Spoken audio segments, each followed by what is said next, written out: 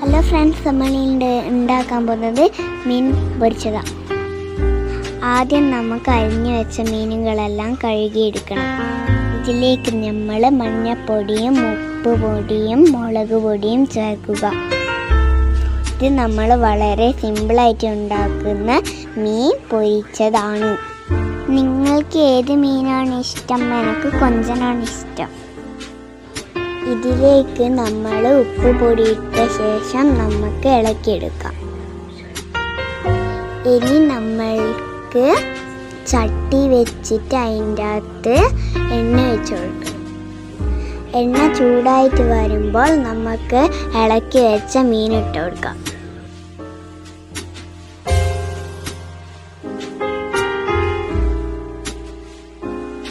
ഒരു ഭാഗം വെന്ത് കഴിയുമ്പോൾ നമുക്ക് മീനുകളെല്ലാം മറിച്ചിട്ട് കൊടുക്കാം.